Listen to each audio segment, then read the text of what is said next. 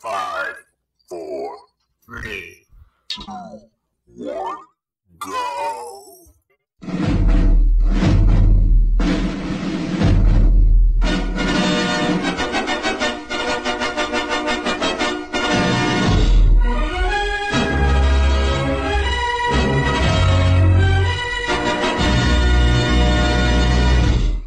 Welcome back to the HVAC Uncensored podcast, episode 35. The Big Hurt, Frank Thomas, episode 35. Guys, real fast, just want to shout out you. I'm not going to go in depth this week, but guys, do want to thank, as always, Yellow Jacket for being a sponsor of the podcast. Guys, remember, 70 years. I was actually shortcutting them a little bit. 70 years of expertise built into every tool. Obviously, House Call Pro. Guys, go check out your demo. www.housecallpro.com/HVAC-uncensored. And set your demo up today, and you get a free $50 fuel card just for checking it out. Last but not least, Webbit. Looking for a website, guys. Stop dicking around. Stop trying to make it yourself. That's why you fix air conditioners. You're not a fucking web designer. Let us know, man. Email us at www.hvacuncensored@gmail.com, and I will forward you the information to our rep, Tyler. Guys, $49 a month website. They make it. They take care of it. You got an issue, you let them know. Done fucking deal. Check it off the to-do list. All right? So give us an email and check that out. Let's go. I pledge allegiance to the flag of the United States of America and to the republic for which it stands, one nation, under God, indivisible, with liberty and justice for all. God bless the USA, and we thank you to all of our global listeners.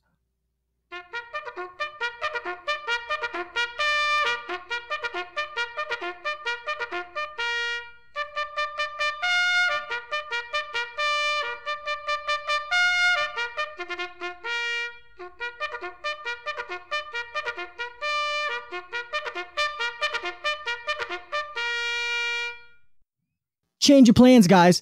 We normally roll right into the intro, but hey, real fast, I want to get this over right in the beginning. Guys, we want to thank you to all of our loyal listeners, but if you guys are just checking it out, smash that subscribe button. Go into your favorite podcast app, whether you're on the Apple iTunes, which is there's a podcast app already on your phone. We're in Google Play, Stitcher, Spotify, SoundCloud. Guys, subscribe to the podcast, and every Monday morning at 7 o'clock, it's going to be there waiting for you. Like a pretty woman, cup of coffee, whatever it is that you prefer. It's going to be there waiting for you. And if you like what we do here, go ahead and give us a review. Let us know how we're doing. Let other people know when they look at it. We would greatly appreciate that. Also, subscribe to us on YouTube. Content is coming up. Also, go over and check out Kelly on HVAC Millionaire on YouTube and subscribe there. Smash that button as well. But now, guys, on to the show. If you're trying to take your HVAC game to the next level, then buckle your seatbelt, crank up the volume, and try not to be offended, because you're listening to the HVAC Uncensored podcast with Gil Kelley and Kelly McKay. Now, here's Gil and Kelley.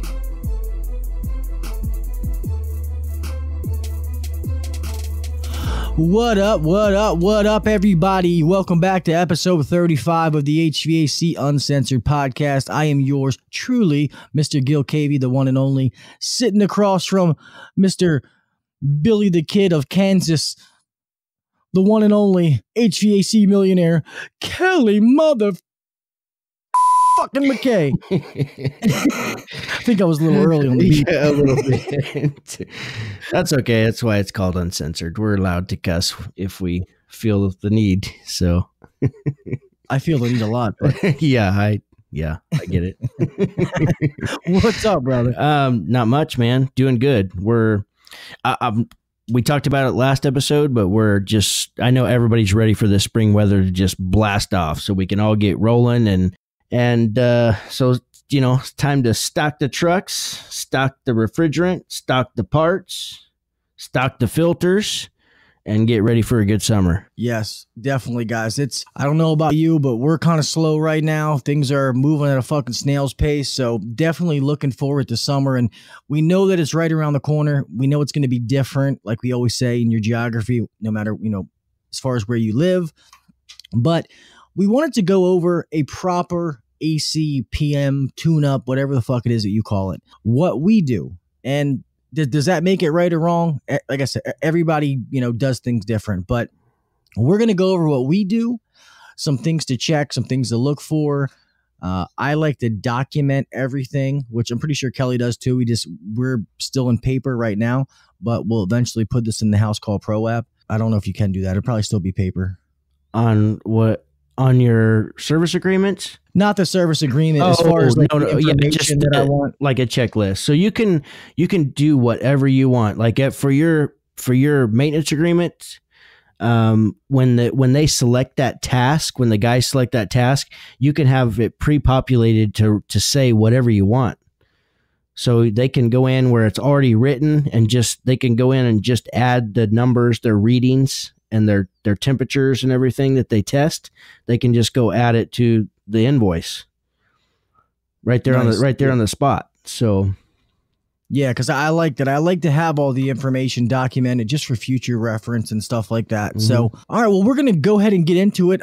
As you guys know, I have a list that my company uses that we go down. It's things. To be honest, this isn't even just on PMs. It's started out as PMs, but we actually want our guys checking stuff like this on every service call to a certain point. Obviously, like a flame sensor or something heat related or only air conditioning related wouldn't be there for every single call, but definitely on PMs. So first and foremost, it sounds something simple, but it starts off with a phone call, an email, a text message, however it is that your company communicates with that customer to let them know that you're on the way. That needs to be done first and foremost. For us, it's a phone call. That phone call is your first interaction with that customer, and it can set that call up to be great, start off good with a pleasant phone call, or it can start it off for failure if you're an asshole on that phone call. I know with House Call Pro, they do it where it automatically sends them like a text or an email and stuff, correct? The text still has to click the button where they say. So when you first initially set the call up, it's going to send out a text or an email to that customer that says your call has been booked. Like if they just call the office to book the call. From there, once it's dispatched, once the tech clicks on my way, it's going to send a notification to the customer saying your tech is en route. And then once you finish the job and you end it, it will automatically send a pre-populated text to them, and hopefully you'll go in there and you'll change it and put a link in there so you can ask for a review. Nice. And so it's all automatic, as long as notifications have to be turned on in the admin account. Like when the call is taken and everything, you just turn notifications on and they'll get all these text messages automatically. Yeah. That's awesome. So yeah, so he's doing this. We're doing the same thing. We're just doing it in a different way. But okay, let's say you get in there for air conditioning. You get in there to this call. You walk in. You shake your hand. You introduce yourself. Ask questions. Has there been any issues with the system? Obviously, we're talking about last season, and if it's a newer customer or something that you don't already know a history about it, I'm gonna ask them. Have you had any issues? Have you had any recent breakdowns? That's something that we didn't take care of. And if they do, I'm going to want to know that. Things I'm going to be looking for. Like, we had to add refrigerant last summer before we, went with you guys this winter. They had to put some refrigerant in there and change a couple of parts and stuff like that. So I'm just going to take that information and put it on the back burner. But first thing I tell my guys is I want to go over and I want to look at the thermostat. All right. Obviously, I'm going to turn it on cool. I want to check that thermostat. For one, we got to make sure that it works. Okay. That the temperature doesn't look off, that we put it on air conditioning and that the air conditioning comes on. But is that thing secure to the wall? It's not wobbling all over the place. Is it level? I like all of our guys to keep a little torpedo level in their bag. Is the battery light flashing? Yeah. Yeah. Is that thing level? You guys, the thermostat is very important because that is what the customer sees day in and day out, is that thermostat on the wall. So just by something dumb, by you tightening that up a little bit, by you leveling that and them seeing you do that, that adds huge value to what you're doing. Trust me. So you're going to want to do that. We want to set it to AC. We want to make sure it's secure. We want to make sure that it's level. You agree with that, Kel? Yeah, absolutely. And if it's an older stat, you just simply ask them, would you be interested in upgrading your thermostat? It's just a question. Some people are like, yeah, we've been actually wanting to do that for a while. Or, no, that one's not too old. We just bought it a couple years ago. Either way, it doesn't matter. It's just a question. Yeah. One thing I want to step back. It's something that we've got into saying when I first walk in, actually, before I touch anything, I like to tell the customers, especially new customers, their first time being a service contract member, and I like to tell them, and I say, hey, Mr. and Mrs. Johnson or whatever, I'm going to go over your system today. I'm going to check it in air conditioning. I want to check to make sure that it meets manufacturer specifications, and I want to make sure that it's safe to operate. If I find any issues today, do you want me to just go ahead and take care of them? Or did you want me to make a list and then present it to you? Most of the time, they're always going to say, go ahead and check with me first. But that already puts in their mindset that you're going to be bringing them a list. They already know that you're going to be bringing them a list of things. So when you do at the end, they're not going to be shocked. And I would back up just a little bit more. And when you first introduce yourself, and you've already talked on the phone with them if you called them when you were on your way, but just thank them for calling your company and allowing you to serve, be the one to service their equipment. Yeah, definitely. It's something they can choose anybody. Yeah, absolutely. And it's something that we often just kind of, I guess, take for granted, or you just forget to just say thank you. So it's going to mean a lot to a customer. I know it would me. Yeah, to be honest, I agree with what you said. I normally sit at the end when we're done and we're finishing, and I see that they're happy, and then I just I make sure I say something before they try to thank me.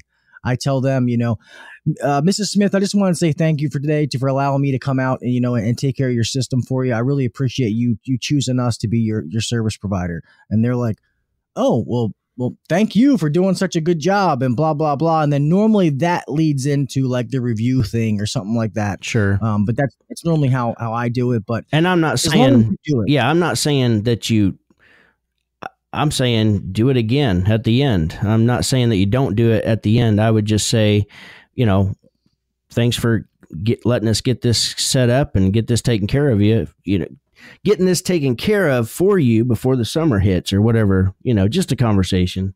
That's all I'm saying. No, I agree with that. You can never thank them too much. That's exactly. All right. Getting back into this, we're gonna. Okay, so now you know that thermostat's secure, it's level, you turned it on, you've heard the blower get on, you're either going to the attic, to the basement, the crawl space, wherever that unit is. Whether it's a furnace or an air handler, we're not going to worry about that right now. We're just going to talk about the blower section. Obviously, we're going to be getting away from PSC blowers, but if you go out there and you have that, we want to check the capacitor. We want to make sure that capacitor is within range. We always use 10%. I know some say 0.6. We always use 10% on all of our capacitors. So you're just going to take, that 5 and times 0.10, and normally it's, 0.5. So you're going to be able to be, 4.5 to 5.5 on a 5 microfarad capacitor. We want to make sure the capacitor works. Make sure the motor is getting proper power. The blower wheel is clean. Guys, I heard a statistic, and I don't know. I know it's true. I don't know if I'm saying it right, but they say upwards of 1/8 of an inch of dirt can reduce your airflow by almost 50%. So if these blower wheels are dirty, and I know some of these might, be a pain in the ass to get out, but that's something we got to be cleaning. We have to be cleaning. We have to make sure that that's clean. We need proper airflow before really we can do anything else. It's kind of hard to go out and say you need refrigerant when we have a dirty filter, a dirty coil, and the blower motor looks like the cat just died in it. Mm-hmm. Guys just try to get too far ahead of themselves. I mean, would you agree with that? Yeah, definitely. Sorry, my mind was traveling back to when you turn the thermostat to cool, and then headed downstairs towards the furnace. So for me, I just turn the fan to on. If I'm on, I approach a no cooling call versus a maintenance call, totally different when it comes to what settings I'm going to set the thermostat on. Because if we don't have any cooling, I'm not going to go in. If I flip the thermostat to cool, I'm going straight to the outdoor unit as long as I hear that blower kick on, because I don't want it to overheat on me if my condenser fan motor's dead or my run capacitor's dead. But when I'm doing just a maintenance call, I'll turn just the fan to on just to turn the blower on. Then I'll head downstairs. And so anyhow, my mind, sorry, I'm throwing you off, but that I would head downstairs, change the filter. First thing, I'm going to check the filter, change it if I need to, then get into the blower. So now we're back to where you're at. So. All right. Well, the only question I have is I agree with what you're saying as far as when you run it, but I mean, I like to put it on cool because while I'm downstairs making sure all that stuff, well, obviously when I'm checking the capacitor and stuff like that, I'm turning the system off. Yeah. So I want to see it come on and then I'm going to turn it off. Gotcha. So, but then when I turn it back on, I want the compressor to run and let it run for a couple of minutes so I can take my Delta T's downstairs. Right, exactly. Yeah. So that's why I agree with a service call. Sometimes a service call, I'm not going to do that. Sometimes I like to visually inspect it before I ever even turn it on. Right. Just to make sure there's not like a bare wire touching it, something like that. Fan blades, broken in half or something. Who knows? Yeah. So. Yeah, and you're going to make it worse. But to speak in generalities, guys, we need to make sure this thing is clean. Okay, our job is to get this thing as close to the day it came off the manufacturing floor as possible. Is a customer always going to let us do that? No, but our job is to document it, put it down, recommend it, that it needs to be done.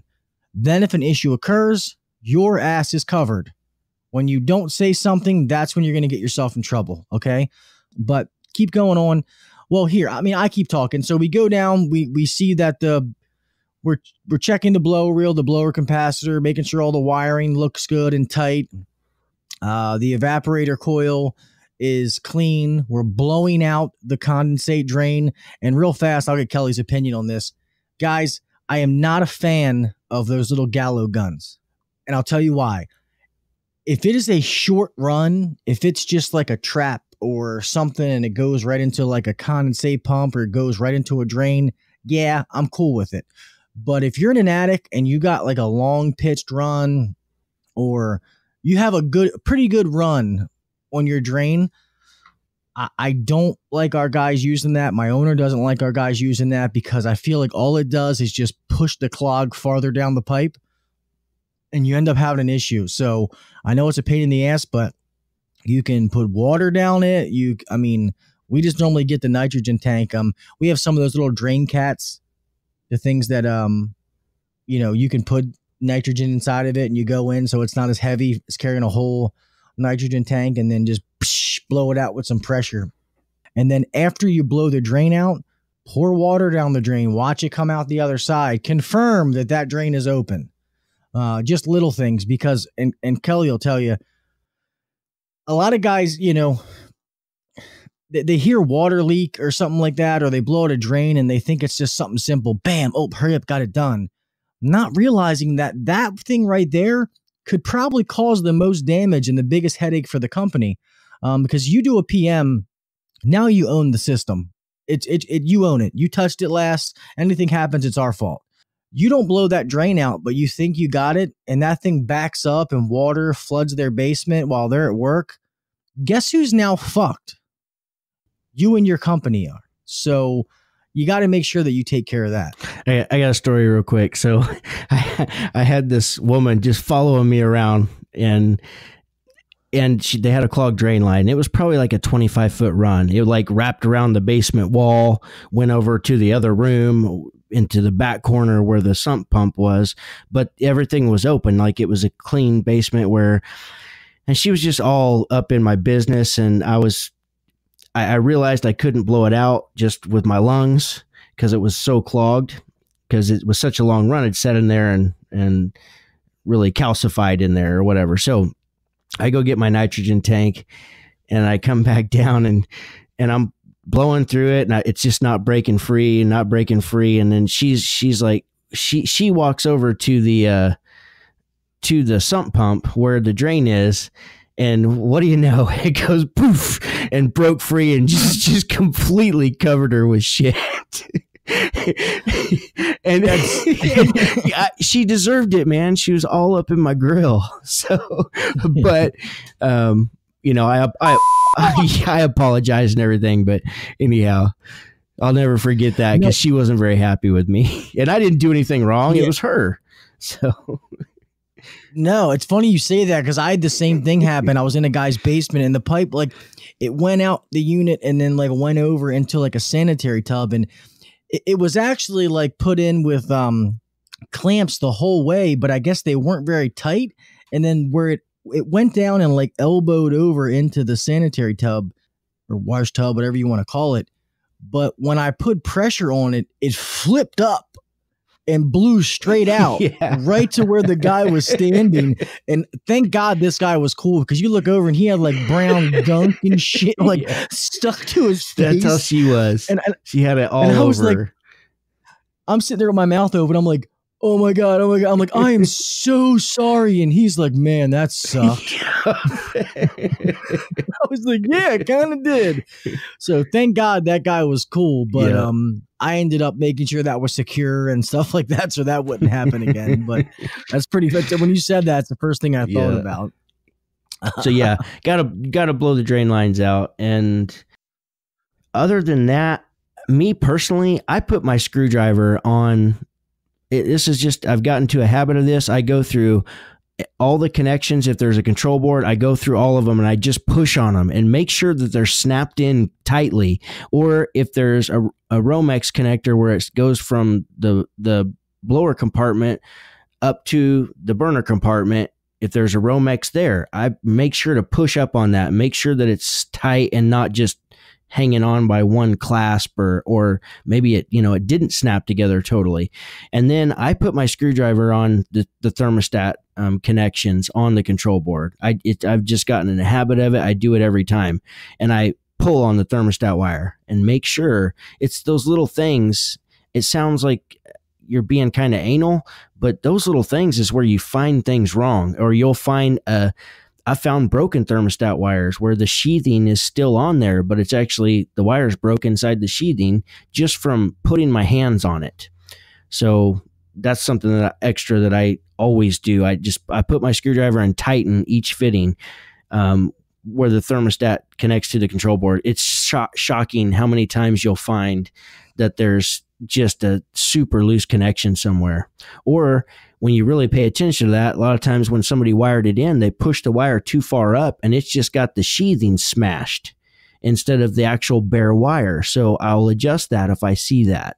So it's all these little things. If there's any, if there's a splice somewhere and there's wire nuts, I put my hand on each wire nut and I twist it and just make sure it's on there tight. It's just being super thorough. So I couldn't agree with you anymore, man. I do the same thing, the same exact thing. I go through every one, and I agree with what you said. You'll find that guys push it too far, or sometimes if guys put more than one wire in there, they tighten it down so tight that one of them breaks. Yeah, one of them breaks. You'll find that stuff, and I'll go through every wire on the board. I'll make sure it's pushed in and it's tight, because I'll tug them a little bit, not much, because I don't want to damage I don't want to pull the wire out of like a Molex plug or something, but I will pull them a little bit. And if they come right off, I'm going to take my needle nose and tighten them down to make sure that thing is nice and tight. They're making a good connection on there, making sure you don't see any burnt wires. If I'm touching wires while something's running, I make sure that none of my wires are warm. Okay. I don't want any of them to be warm. I'm checking my amperages. Are my amperages within range? And obviously we all know that when you have a door off of an air handler or of a furnace, it's going to pull higher amps with that door off. Okay. So if I'm checking my amps and I'm within range with the door off, you're going to be good with the door on. So now they make the wireless things. Like I have the stuff where I can check it when I can put my meter in there and put the door on and then check my phone if need be. But I won't lie, I don't always do it that way. If I check it and it's good, I just take it for what it's worth. But then once I close everything up and I make sure that everything is clean. If not, I'm documenting all this stuff. Like we actually write down like the filter size so that we have that in our system for future reference. I'm going to mark if that blower wheel is clean or dirty. I'm going to mark down what the blower capacitor was and what it's rated for. I'm going to make sure that I put one of our company stickers on the unit. I'm going to make sure that I put that on there so they can see it if they come down. I'm going to mark as the evaporator cleaned. If it is clean and it's one of our customers, I'm going to make sure I make a note to find out when's the last time that we cleaned it so I can write that in, or if I know, I'm going to put that in there. I'm going to put about the thermostat. What kind of thermostat was it? Is it mechanical? Is it digital? Is it a mercury thermostat? My blower amps, write that down that I blew out the drain. Does it have an easy trap? Does it have a safety switch? Does it have a wet switch? Does it need one? To me, if it doesn't have one, it needs one. There's a simple answer for you. Accessories, surge protectors, water alarms, air purifiers. Obviously, CO detectors, humidifiers, that's more like wintertime. But document all this stuff, guys. Your Delta T, take your Delta T. What is your temperatures supposed to be? Normally, they want 18 to 22 degrees. I know that humidity is going to come into that, but you should still be pretty close to that. I guess before we move outside, you have anything else to add?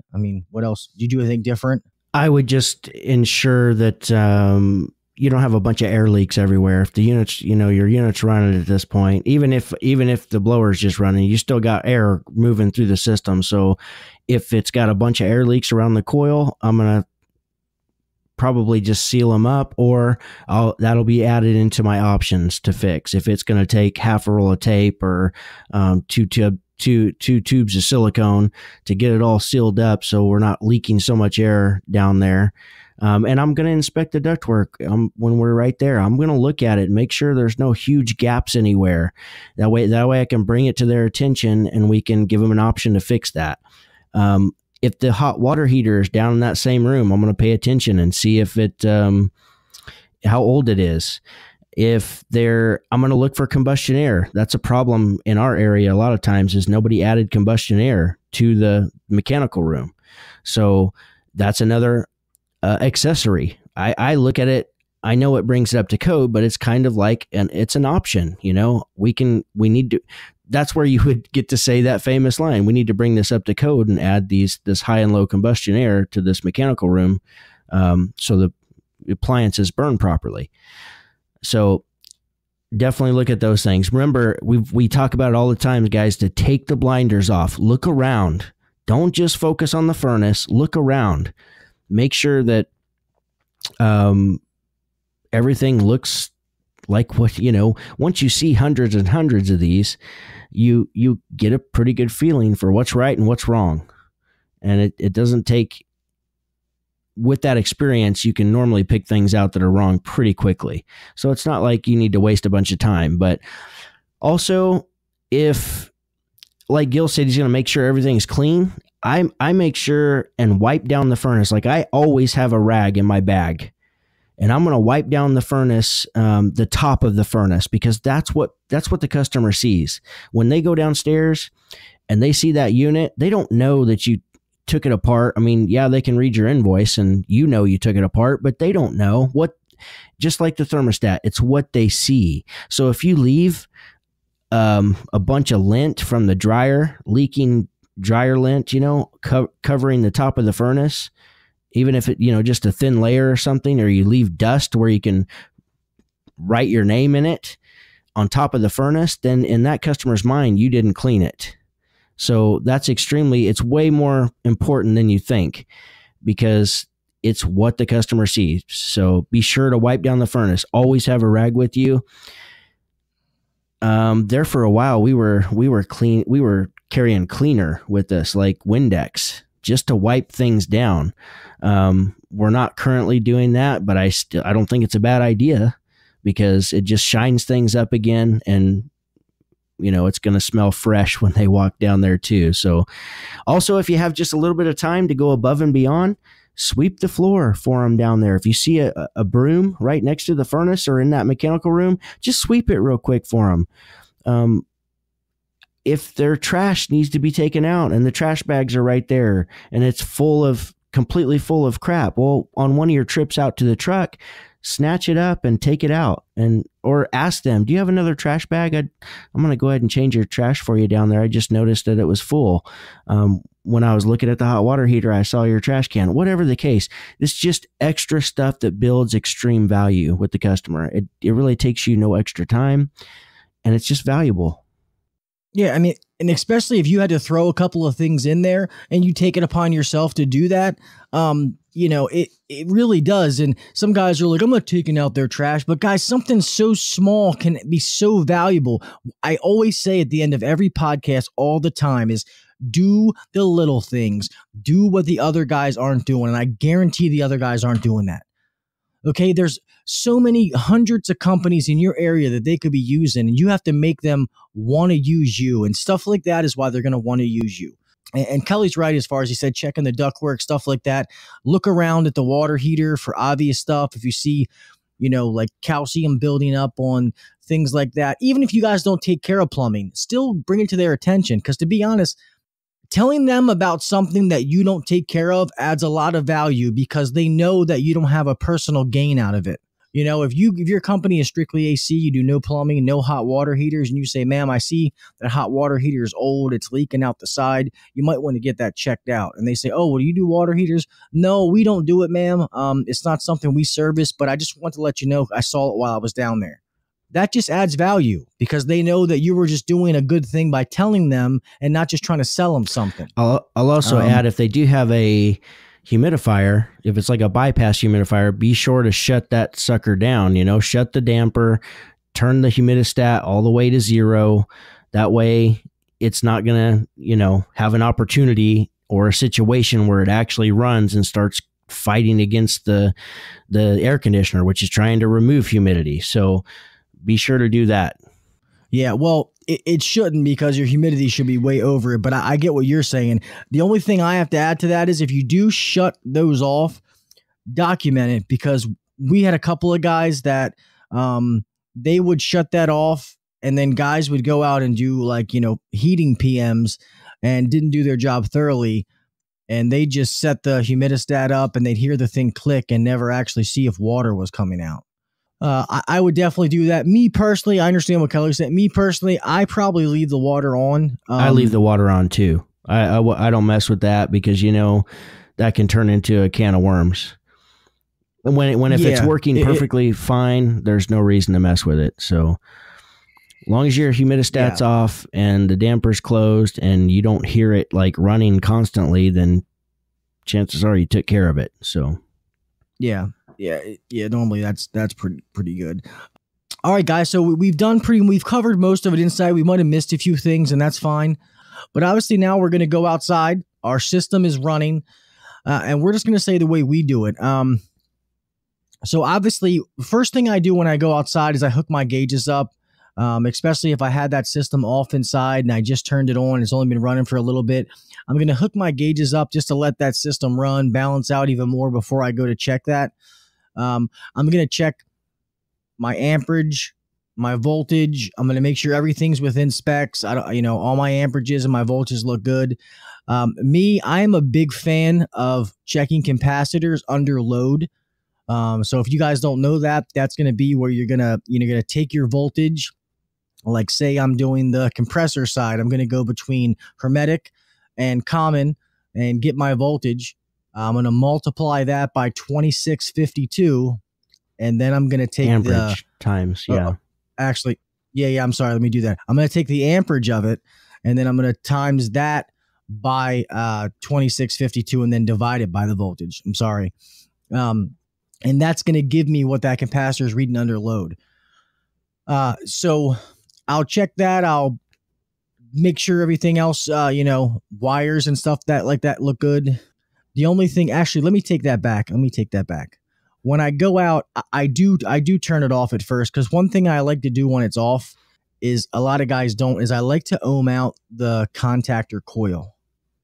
A lot of guys don't do that, but normally those contactor coils should be anywhere from 10 to 20 ohms. You're looking for 15 right in the middle. To me, if that is under 10 or over 20, I'm going to recommend to replace it. Obviously, you're still looking for, if it's burnt or pitting in there and stuff like that. And for you, especially if you're new, it's probably better to do it off, to tighten all those lugs up, make sure all the wires on the capacitor are good. On the capacitor are tight, make sure all the wires going in and out of the contactor are good. So L1, L2, T1, T2, whatever it is, make sure all that stuff is good. I don't recommend that you guys starting out and do that hot, just for safety purposes. But after that is done and I turn it back on, that's when I'm going to let it run, and I'm going to go through and check everything else. That's when I'm going to start to check my voltage, my amperage, and then I will check the capacitor again, because I'll check it off, or sometimes I'll check it just under load, or I'll do both and compare it. And then I'm just going to make sure I don't see any burnt wires. Everything looks fine. It sounds fine. My coil's not dirty. The system is level. It's not out of balance or sounds like a 747 taken off. And then I'm going to go in and I'm going to check my refrigerant pressures. And more importantly, I'm going to check my superheat and subcooling. Us being carrier dealers, I'm going to check my subcooling compared to the data plate of what it's supposed to be. And then I'm going to put in temperatures to try to see what, well, if it's I won't lie, if it's a TXV, I'm going to, if I get my subcooling good, I'm not going to check to see, I'm going to look at my superheat reading. If it looks good to me, I'm going to let it go, but I'm probably not going to try to figure out what it's supposed to be. To me, it just wouldn't be worth it. No, but always check both. I'm a real stickler for checking both. Oh yeah. Don't be those one gauge guys. You hook up one gauge and you check the suction pressure and it looks good and you roll. Definitely don't do that.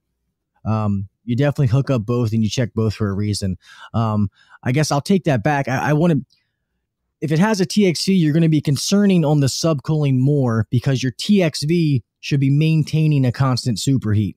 So if my subcooling's within range and my superheat looks reasonable, then I'm okay. If you look at your superheat and it's really, really low or really, really high, then you have an issue. You might need to go take a look at the TXV or something like that. You need to diagnose a little bit more.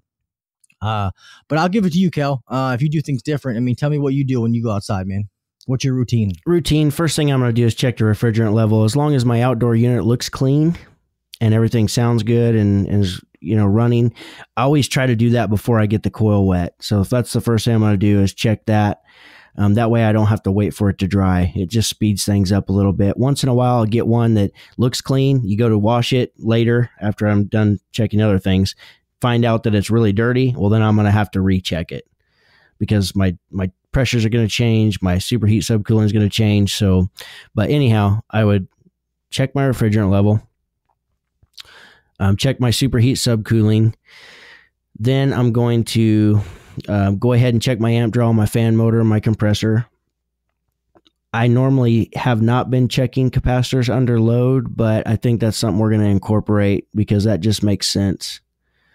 So normally I'm going to inspect wiring and everything, but then I'm probably going to unplug the unit. When I unplug the unit, I'm going to dig into the disconnect.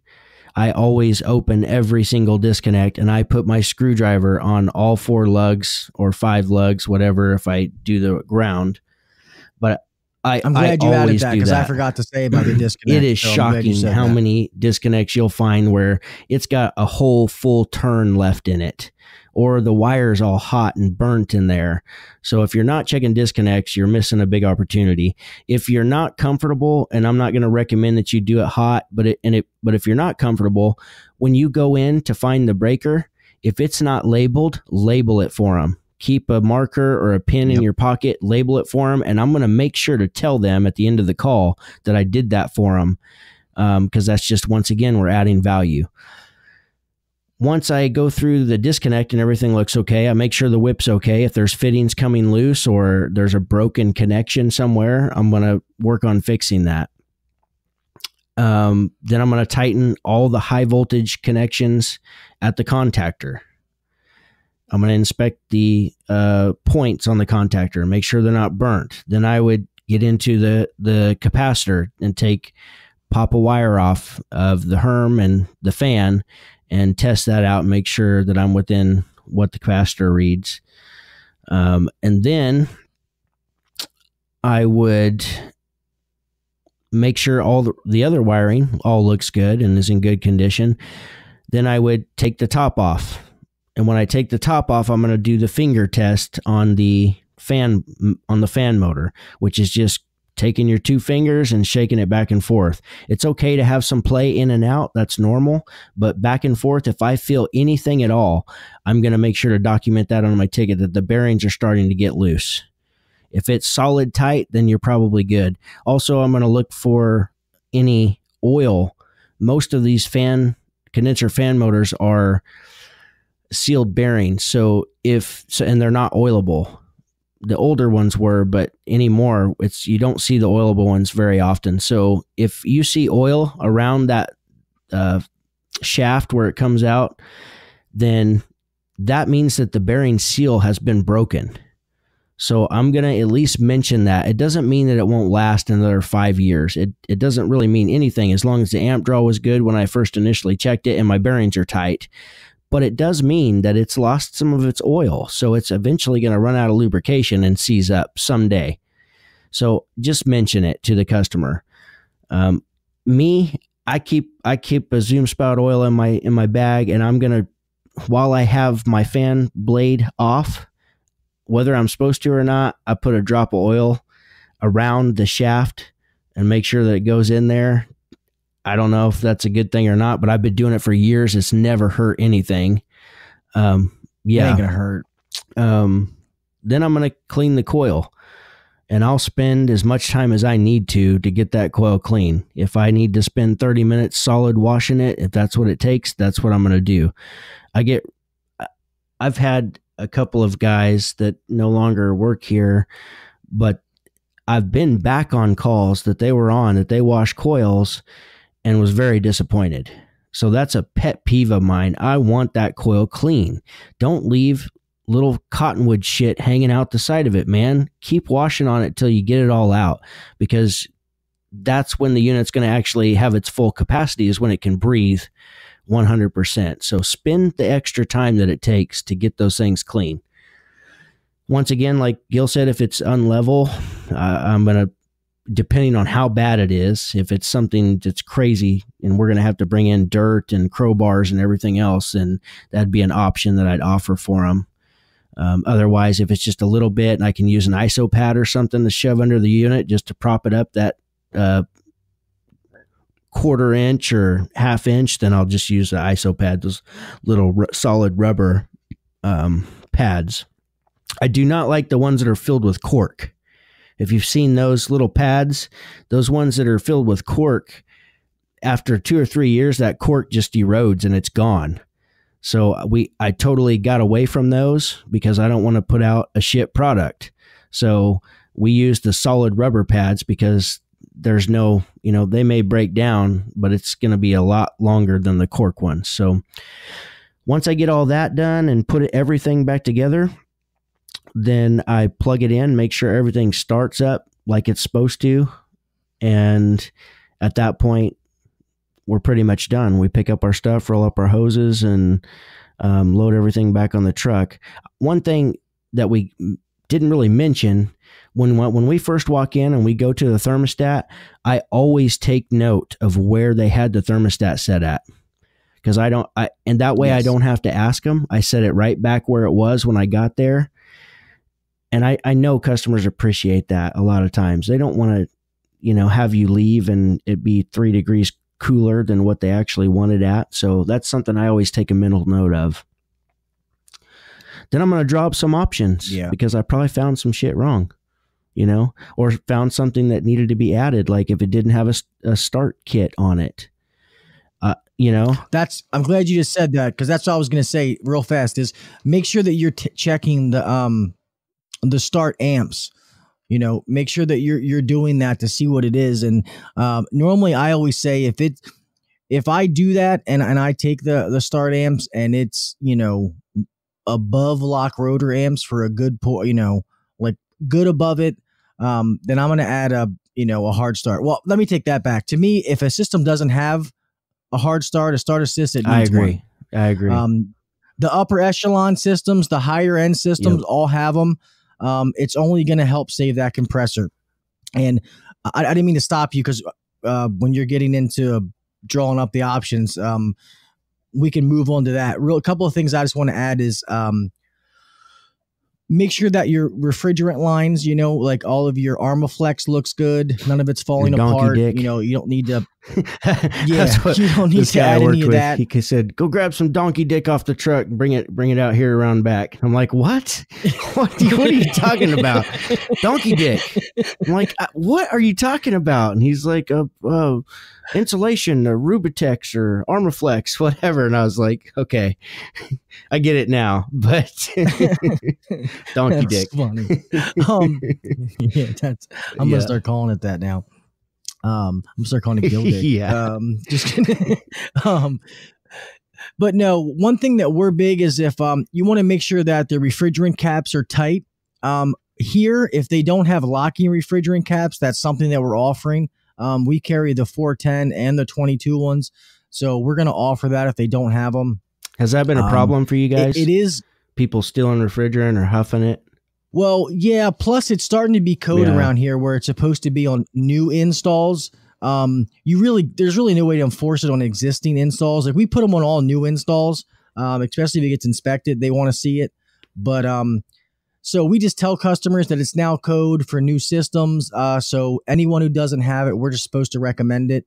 A lot of people just go ahead and do it. Some people don't.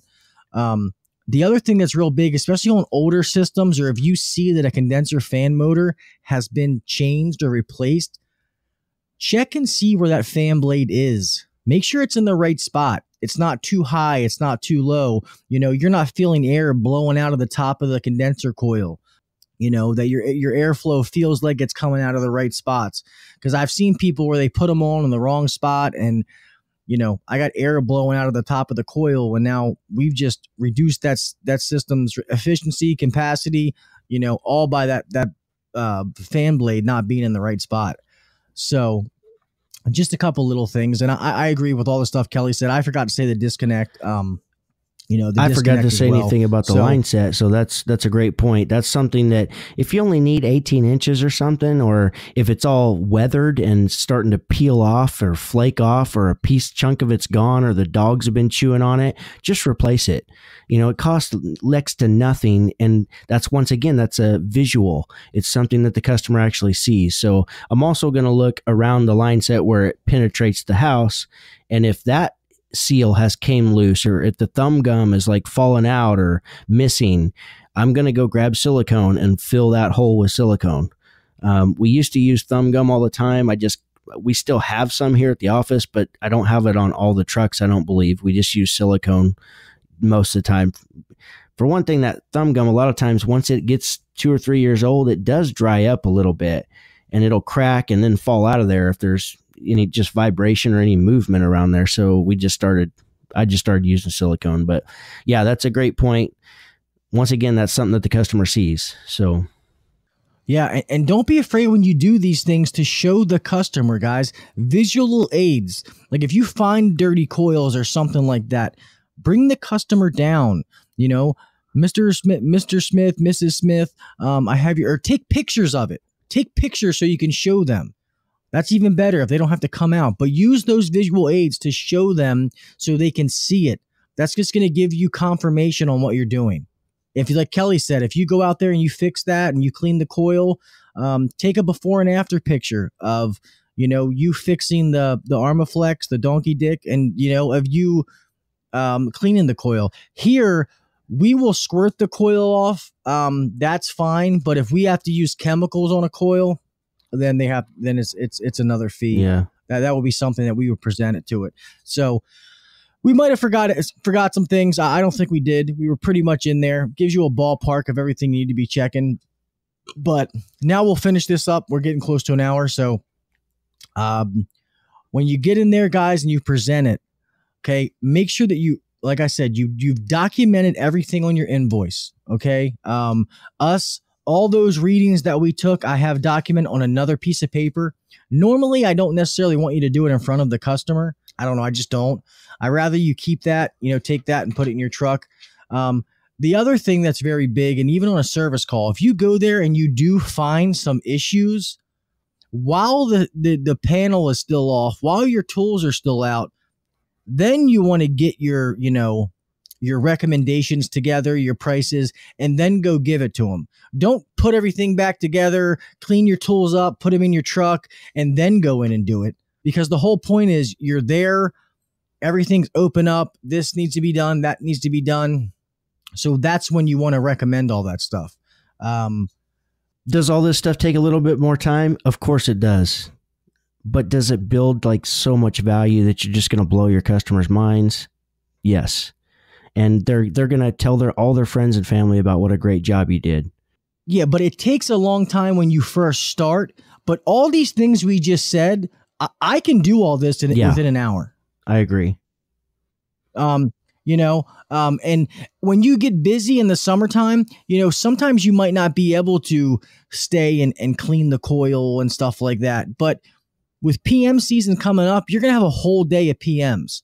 So if you can't, clean the coils right then and remove the blower wheel, I mean, that's fine. Get everything done, get it up and working, put it on your ticket. What we like to do is get a deposit. A lot of times that customer will just pay for it. Put it on your ticket, charge like you're doing it, and they say, okay. Be like, all right, man, we got, the system is running. Everything's good now. We'll be back in a day or so to finish all these cleanings. And a lot of times you just got paid. You just created work for yourself, and it all works out. A lot of customers won't hesitate. They'll just do it, or they'll at least give you a deposit, towards the work. Sure. So you want to make sure you present those things right. And one thing I'm going to say that some of our guys do, and I'll get Kelly's take on it. When you're we for right now still using the invoices, we write down everything on the back of our ticket, and then we present that to the customer, all the things with the prices. If they have a service contract, we show the normal price and then what the service contract price is and what, how much it's saving them. Customers always want to see how much it's saving them. But we're going to go through each thing. Guys, do not be technical to the customer. They don't give a fuck. Okay. We're mechanics, we're techs, so we like to talk to each other in that technical lingo. Customers, they don't care. Okay. So if I go over, it's going to be, hey, Mrs. Smith, I performed your PM today. I just wanted to let you know some things that I found. Your capacitor is a little weak. That needs to be replaced. We need to clean the indoor and outdoor coil. The blower wheel needs to be cleaned as well. And also, now we need to put locking refrigerant caps on them. It's code in the state of Maryland. To do all that, it's going to be $946. Did you want me to go ahead and do that? Short and sweet. Don't dig into it. Oh, your capacitor is weak. It's supposed to be 45 microfarads and it's only 38 microfarads. And the capacitor, what that does is that helps your compressor start and run better. And then I need to clean your coils. Your coils need to have good airflow. No, don't get into all that shit. You're going to talk yourself out of a sale. Keep it short and sweet. And if they ask questions, be able to have the information to answer the questions. But don't go in there balls wild first and foremost, because from what I found, it hurts you more than it helps you. That's just how I feel. I'll see what you say, Kel. Yeah, I agree. There's really no sense. A lot of times you'll get the feel for the customer. We've all been in. You all right there? No. You get the feel for the customer. Like you start blabbing something, and you could just see you've lost them. Their attention starts swaying different directions. If that's the case, they don't want the information. They just want to know what it needs, and they just want you to fix it. So give them what they need If they need more information, they'll ask. Yeah. And don't be afraid to tell them, like, if you look at the total on the invoice and you're like, oh man, that's too much. How do you know it's too much? You don't know what their bank account looks like. Okay. You need to just put your options together. Just do it honestly and be fair. Make sure you're recommending only stuff that needs to be done, or things that the system legitimately needs, like a hard start. That's legitimately going to help the system. I mean, do they need it? I mean, they don't need it, but it's something that's going to help their system. So in my mind, yes, they do need it. Locking refrigerant caps, blah, blah, blah. Obviously, some of these add-ons, I'm going to base what I'm going to recommend versus how many issues there legitimately are with the system. I mean, if all the coils are dirty and indoor and outdoor coils need to be cleaned, the blower wheel's dirty, the capacitor needs to be replaced, the contactor or something like that, I'm probably not going to do some add-ons. Because then you're going to start to be getting too much. At least that's my thought. I always thought when you do a repair, $1,500 is the most that you want to get up to. You really don't want to be that high, but if you start getting over that, you're gonna start to get a little bit too much. And that can be your top option. You can always take something away and make your next one around 1,000 or something. Take off the start kit and the contactor because they're maybe they're not in horrible condition or something. It still would be nice to go ahead and replace them and upgrade them, but always add the necessary things. You start taking stuff away for your other options. Yeah, no. I agree. So I hope this helped you guys, man. We wish you guys the best starting off in the PM season. Like we said, they're around the corner. But let's go ahead and close this out, man. Guys, hope this was entertaining. Hope you learned something, refreshed you maybe a little bit because it's right around the corner. It's going to happen here within the next 3 weeks. So be extremely thorough on them. Now's the time where we have some time to be thorough before that first really hot day happens and all hell breaks loose. So let's take our time with them, do an excellent job for every customer that we see. Appreciate you guys listening. And that's all I got. So get out there and go make some money, guys. Yeah, guys, as always, man, we appreciate the fuck out of you guys. We really do, each and every one of you. Don't forget about our sales course, guys. Go ahead and check that out. We have it linked in the Facebook group, or you can go to the website. Let's go ahead and give them the website, Kel. www.hvacserviceready. And then on a phone, you're going to have to click the menu button and click all courses for it to pop up. If you're on a desktop or PC, then just scroll down and click to page 2, and it's on the second page. You'll see HVAC Uncensored Nations mini sales course with rebuttals. So it's good, awesome, good shit. High information. It's something that we could easily charge $2,500 for. Easily, but we want to give it to you guys at a great rate, and that's why it's $100. That's all we're asking for is $100. It will pay for itself like you won't believe. If you don't have a sales presentation, you got to get one, and this is a great presentation. So check it out, guys. Yep, definitely. And guys, another thing I really want to say, this is from me and Kelly. We still want to give another shout out to Mr. Michael Lee. We've heard some news that this guy's an old HVAC guy, man. He's fighting for his life right now. And Mr. Lee, we just want to let you know that we're thinking about you, sir. I know I've messaged you a few times, but I really, really want you and your wife to know that if you need anything at all, please do not hesitate to reach out to us, and that you are in our thoughts and prayers, and we are definitely thinking about you. So we definitely wish you the best, sir.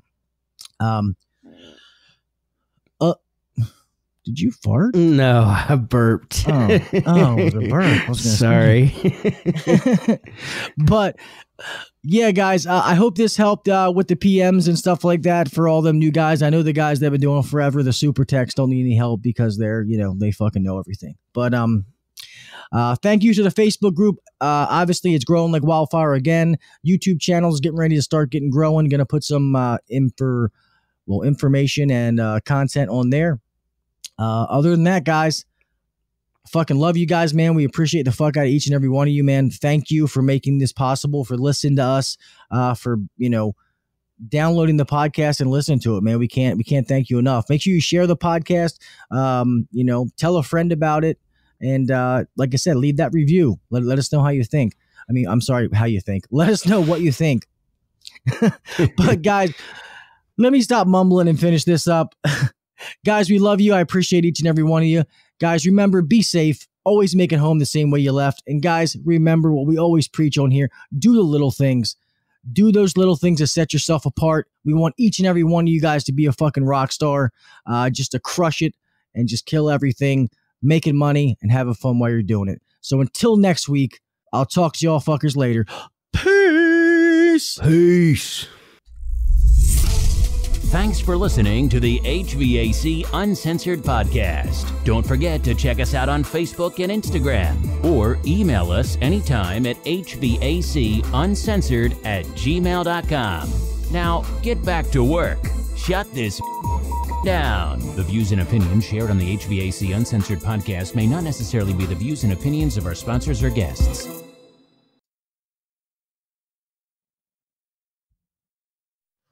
Hey guys, I wanted to come in here at the end of this episode because, as you heard a little bit earlier, us giving a shout out to Mr. Lee. Well, we recorded this podcast before we unfortunately found out about Mr. Lee's passing. So a lot of you guys, if you don't know, Mr. Michael Lee has passed away. Mr. Michael Lee has been a staple in the HVAC community for as long as I can remember. He has supported me since day one. Since I first started podcasting on the other podcast with John, to the little bit of dabbling in YouTube I've done, he's always been there to support me. He's one of the most genuine guys you'll ever meet. He's just an old HVAC guy who is willing to pass his knowledge on to anyone, and he's just an all-around great person, man. He really is. It really sucks to hear this. I knew that when I found out he went on hospice. I knew what was going to happen. I went through this situation with my father, so I knew what the end game was. I just didn't think it was going to happen this fast. So it really, really sucks. So if you guys could just take a moment, have your prayers with the Lee family. Miss Charlotte, his wife, a wonderful woman, I have set up a GoFundMe page for Mr. Lee to try to raise some money for Miss Charlotte. I know that she quit her job to help take care of Mr. Lee, and it's a rough time for them. And Mr. Lee was always willing to help this community, so I would like for this community to try to help them back. So far, we have raised a good chunk of money. Can't thank everybody who has donated enough. You guys are awesome. Thank you so much. We're up over $1,000. So I'm going to keep it up for a week. You guys are going to be hearing this on Monday. I will keep it up till Friday, only because some people have asked me to, saying that they got to wait till they get paid and they wanted to donate. So I'll do that. But the link is in the Facebook group. If you need it, let me know. I can email it to you. And guys, we're only asking for, if you can, like maybe a couple of bucks. At first I asked for $1, but apparently GoFundMe doesn't let you do $1. So if you can just do, I think $5 is the minimum. That's all we want. Just a couple of dollars. That's it. And if you can't do it, I understand. Hey, if you don't have the money to do it, then don't do it. I want people who are fortunate enough that if they can and they have a little bit extra to be able to give, then please do. All right. So I just wanted to let you guys know. Thank you to all who have donated. And I'll catch you guys on the next one, man. Rest in peace, Mr. Lee.